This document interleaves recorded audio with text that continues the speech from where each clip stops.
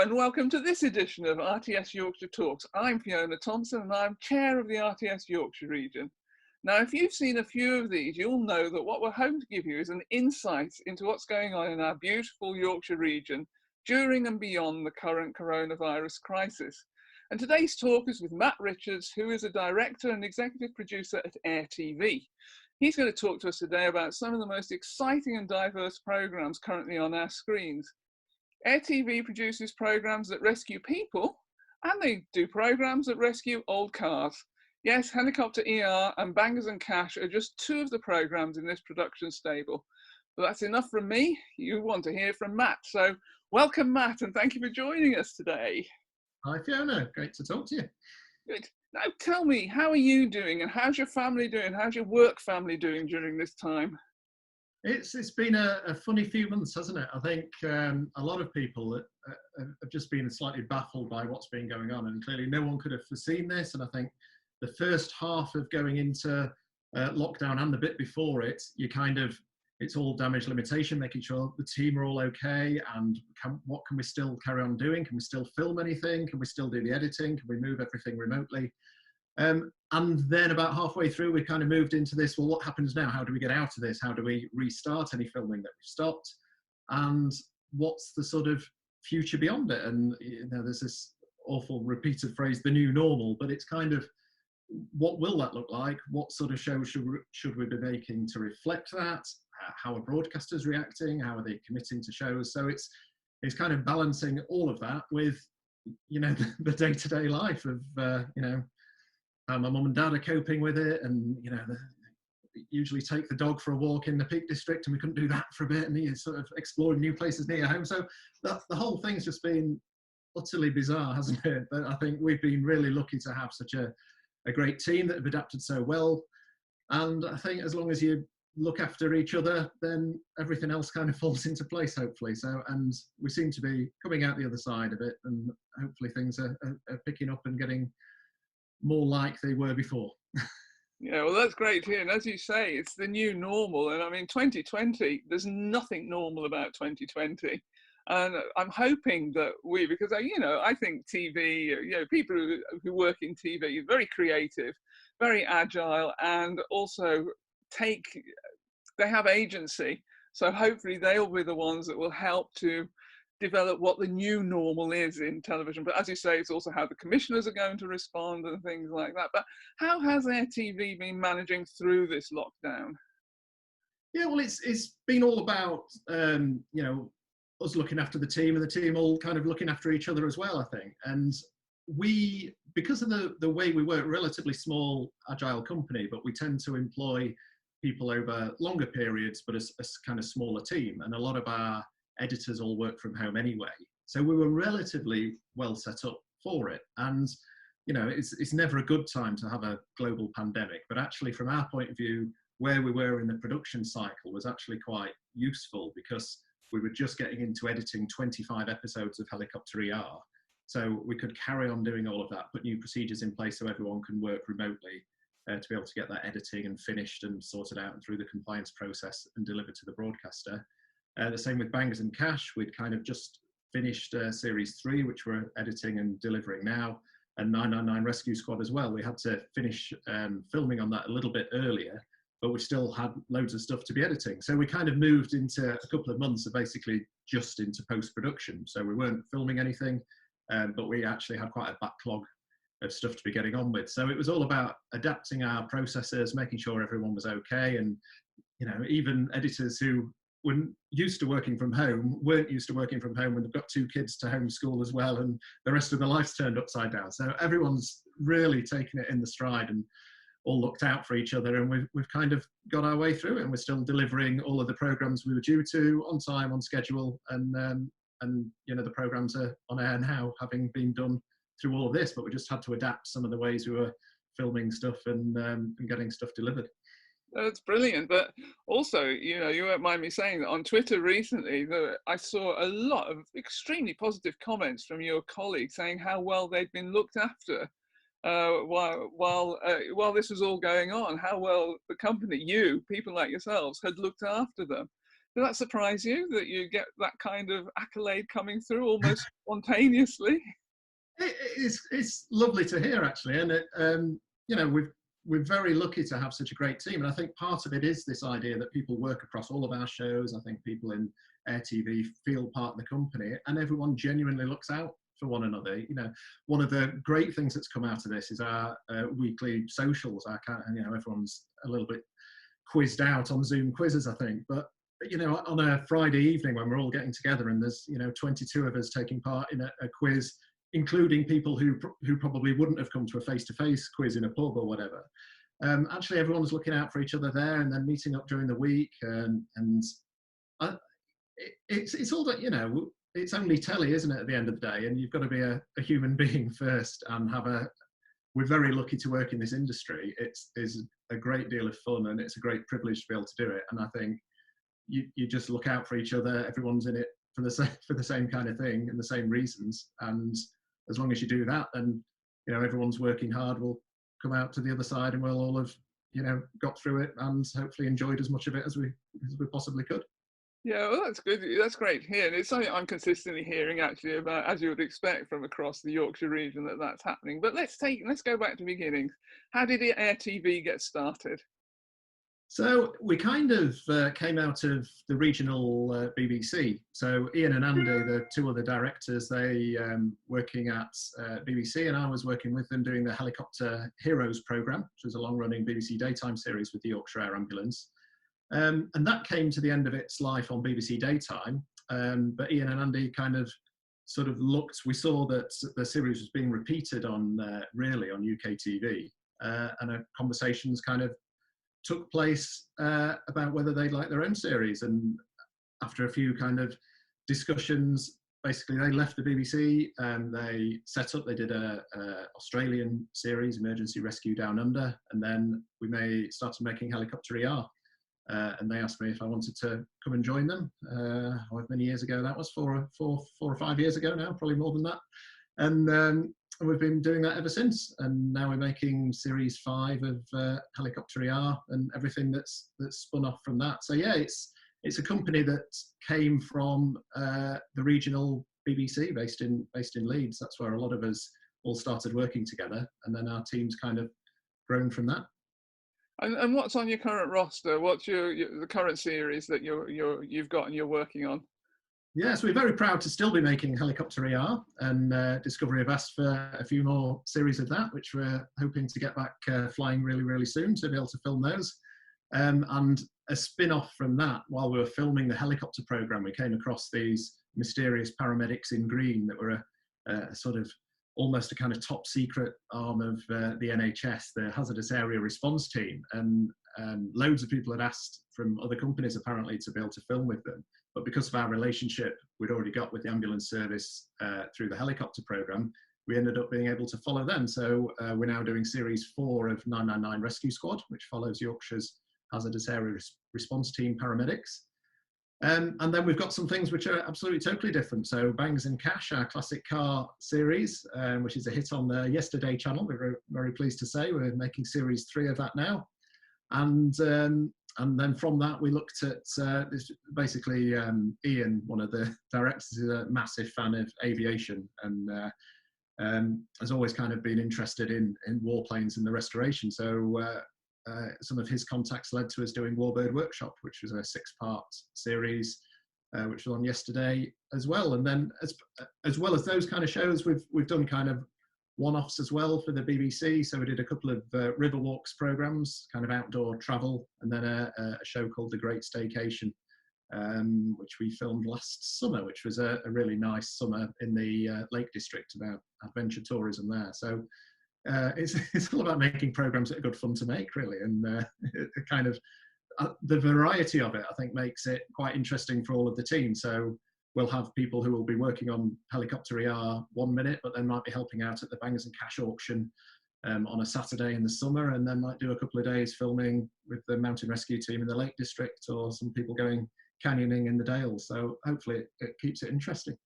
Well, it is interesting, isn't it? As you're saying, quite a range. But if we look at things like Helicopter ER and 999 Rescue Squad, obviously there's going to bring a number of technical and privacy issues into all that. So how does it actually work? And is it true that you've got your own technical aircrew? Exactly, yeah. So to fly on the air ambulances, because of the nature of what they're doing, there's not just acres of spare seats. So first of all, only one person can fly. So it's a combined producer, director, sound recordist, you know, the whole role. We have to have one person who does all of that. But as well as the TV roles, we also have to have a use. So we're all trained as technical crew members, which is the same aviation training that the paramedics need to do. So we're trained to help the pilot with navigation and operating the radios and fetching and carrying equipment for the paramedics, refueling the aircraft, all of those kind of things. So all of our crew who fly on the aircraft also have a secondary role. And it goes back to what we were saying before, you know, at the end of the day, it's only telly. And while we're there to make the TV show, sometimes we'll be asked to help out and do something else. And, you know, our team aren't afraid of getting stuck in when you're asked by a paramedic to either help, you know, doing CPR in some cases, but quite often carrying kit or helping the pilot to relocate the aircraft, doing some marshalling, all of those kind of things. So it's important our team are all trained to be able to do that.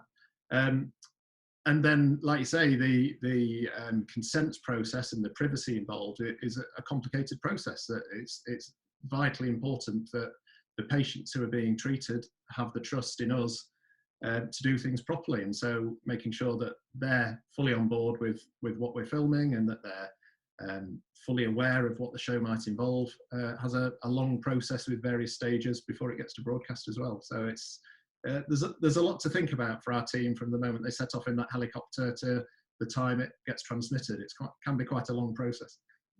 And tell me, what did it feel like the first time you went up in the helicopter? Oh, it was brilliant. I remember the first time the job was advertised. So this was at the BBC. I was a news reporter for Look North based in Hull. And Ian, who was running the unit at the time, had advertised for a video journalist to fly in the helicopter. And I think about 15 people all emailed me with this same link saying, "Matt, it's like your perfect job. You need to apply and do this." And, you know, it's great.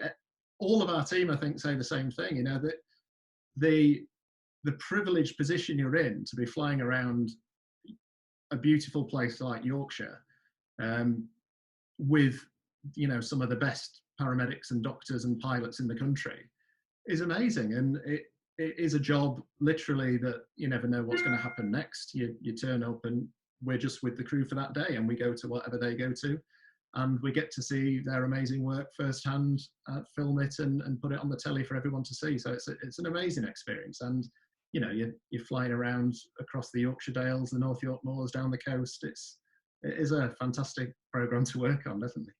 I bet it is, yes. Well, they all look like they're excellent programs to work on. But I mean, the film people, the people who are actually doing the filming, that one person each time that's going out, your colleagues and you must see some traumatic things sometimes. So how do you support people when they come back, they've done the filming and it all hits them what they've actually just experienced?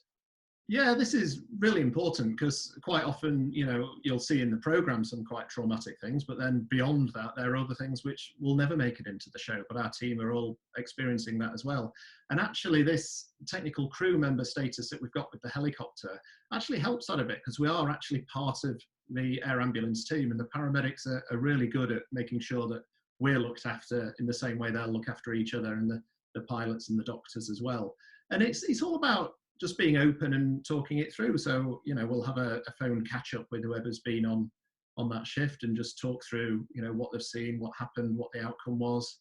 We've got our own dedicated mental health first aider within the company and processes to kind of deal with that and, you know, refer on if we need to. But actually that kind of openness and feeling part of the team with the air ambulance people who you know, we all see as friends now as well because we've been working with them for so long. It's a really supportive environment and I think everyone is quite open. You know, not everything we're going to see is going to be really exciting and interesting. Some of it's really sad and traumatic, but overall there's a real value in the work that we're doing and the benefits that it's bringing to the air ambulance charity that everyone kind of supports each other through it, really. Yeah. It's about trust. Isn't it? The trust has developed over the years between all of you. Because even the air Exactly. ambulance, you know, having a crew on board must, you know, probably took some negotiating to work out all the ins and outs of that.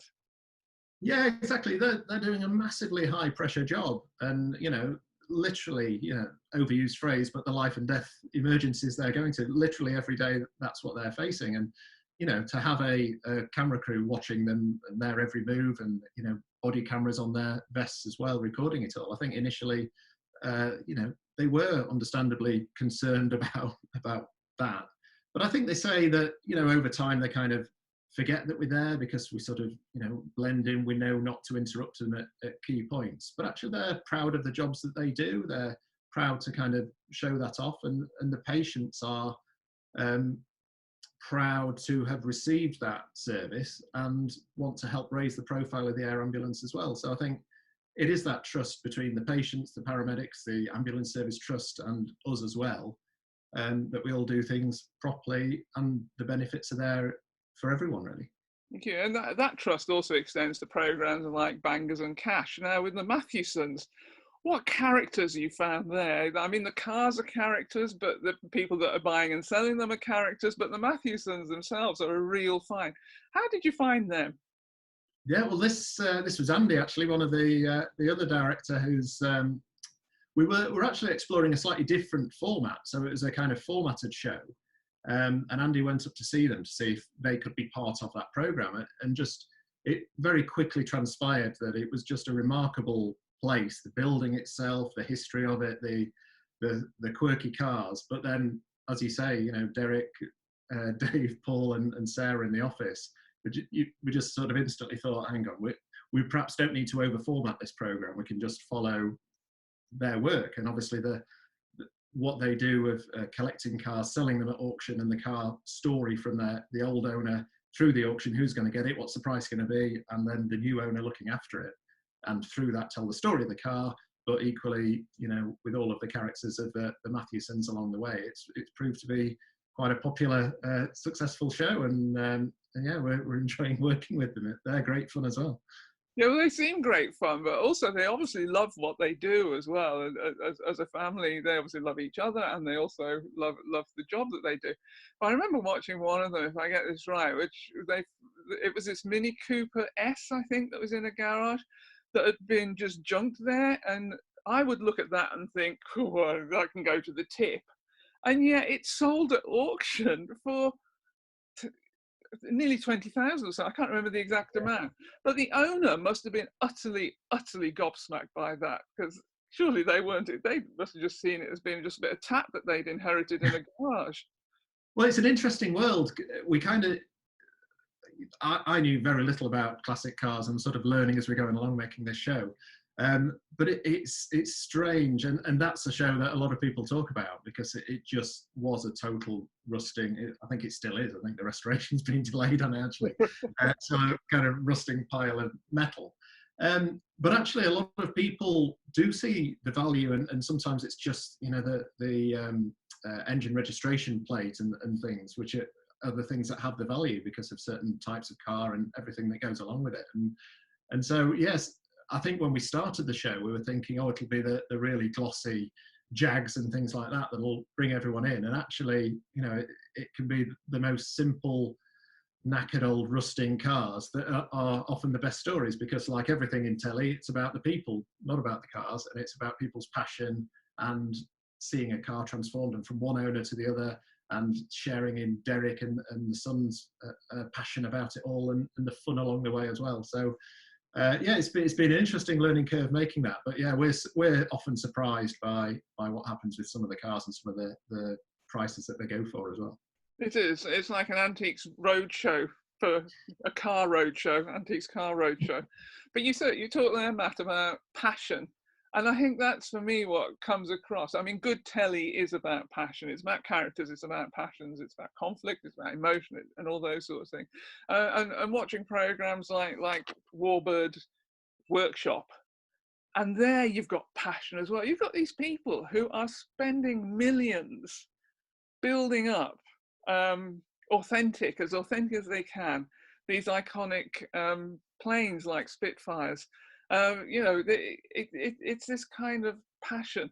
But that comes again from that trust with yourselves, and building up those relationships with individuals. So, how much of your time and your colleagues' time is spent actually developing those relationships? And how important? Yeah, a lot of times.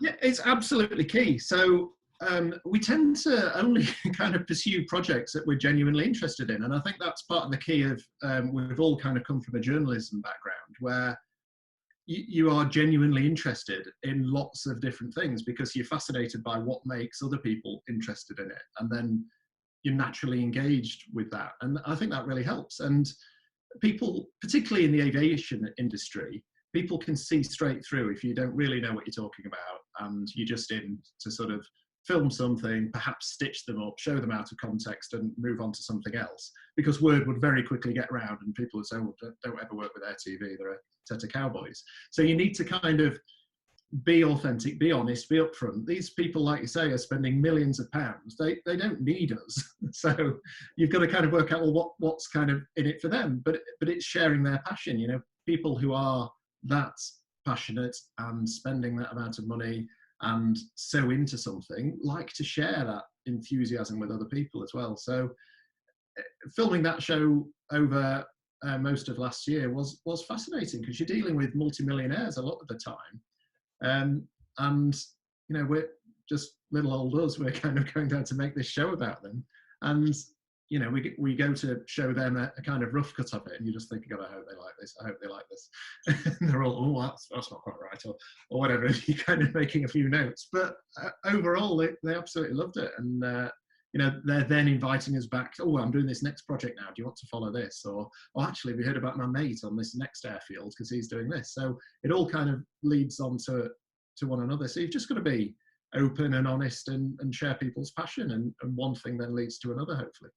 Yeah, and that's the key to success, isn't it? You do something well with one group that's honest and authentic, and then they say, well, have you thought about this? And I've got this friend and I know this person. That's fantastic. But on your website, Matt, it does say quite clearly that you're proudly based in Yorkshire. Air TV is proudly based in Yorkshire.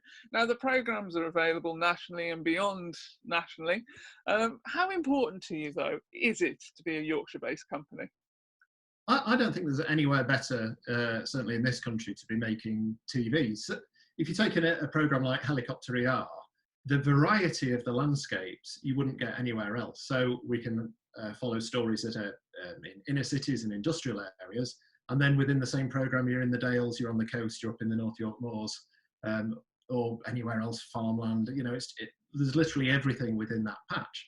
And I think that's the same true. I think if you were making Bangers and Cash in central London, you just wouldn't have that same set of characters, that openness, that just kind of Yorkshire love and transparency and fun, I guess. And so I think all of our shows, whether they're the relatively hardcore kind of emergency shows or the fun nostalgia of Bangers and Cash or the outdoor walking programs of walking down Nidderdale or somewhere like that, I think there's no better place to be making telly. And the same is true for the team. We're so lucky to have such an amazing team of people working with us, who are so passionate about the programs we make, but ultimately it's only telly, and don't take yourselves overly seriously. We enjoy the process of doing it and look out for each other. And I think all of those things come together.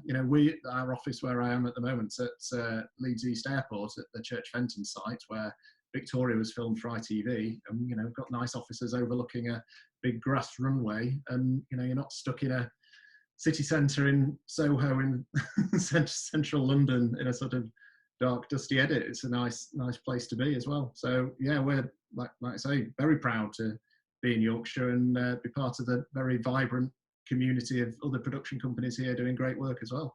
Yeah, I'd forgotten you were over at Church Fenton. It's a wonderful, wonderful location, isn't it? Have you been in the Victoria studios? Yeah, well, Hangar 1, they've kind of taken a lot of Buckingham Palace out now.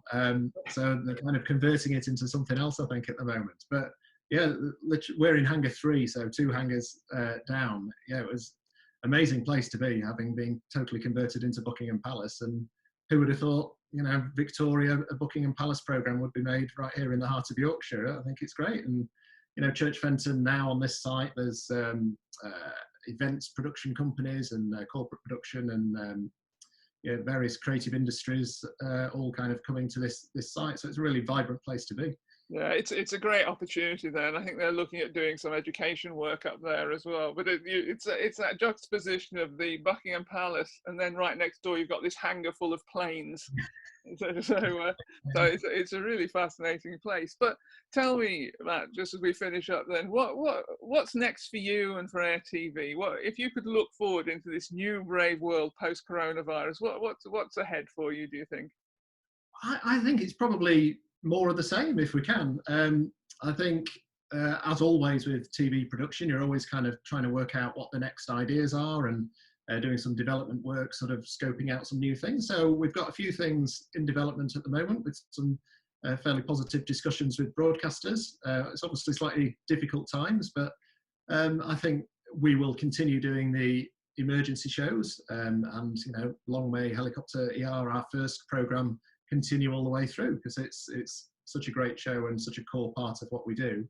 But we'd like to add to that with other things as well, in the same way we did with moving into the motoring and nostalgia place with Bangers and Cash. There are other areas we'd like to look at as well, and sort of perhaps spread our wings a little bit further than just the UK broadcasters as well. So we're looking at the kind of international market. What potentially could we do elsewhere, but still base ourselves proudly in Yorkshire while we're doing it. Oh, well, that'll be wonderful. Well, tell me something, Matt, just before we finish off. If there's one thing that you've done as part of your career that you're most proud of, or that stays with you, what do you think that would be? Oh, I think so. I think it's such a privilege to do this job. And when I worked for the BBC, I was fortunate to be able to work all over the place in the UK and around the world. But I think probably one of the greatest periods was when we were making Helicopter Heroes Down Under, which was based in Sydney. So we were out there for kind of 6 months flying with the air ambulance service out of New South Wales and up in the Northern Territory. And so all of that privilege we talked about with the Yorkshire Air Ambulance, being able to do that in New South Wales, flying over the Sydney Opera House and the rest of it out there was a great experience as well. So I think all of it's just been about the privilege of being able to put yourself into places that are kind of money can't buy experiences, you know, because you get to meet fascinating people doing amazing jobs, and then it's our job to kind of capture that and let other people see it as well. And it's a real privilege, and it's great fun to do as well. Oh, that's lovely. Thanks ever such a lot, Matt. It's been great talking to you. I wish you every success and more moments like that of flying over the Sydney Opera House. How fabulous is that? You could do one that takes you over all the wonders of the world, perhaps. There's a thought. I'll write that down, Fiona. We'll make a note of that one. Thank you so much. And to everybody who's just watched this, thank you for listening and thank you for watching this today. And we'll be back again sometime very soon. Bye now.